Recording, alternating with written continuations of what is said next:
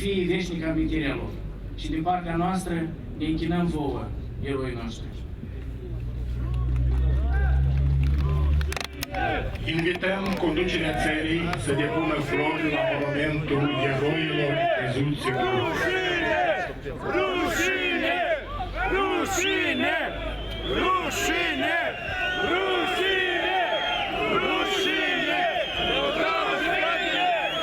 Rușine!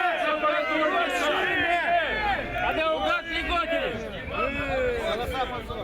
Câțiva ani în urmă noi am luptat pentru integritatea Republicii Moldova și ne-a vărsat sângele pentru a și țară integră și țară bogată.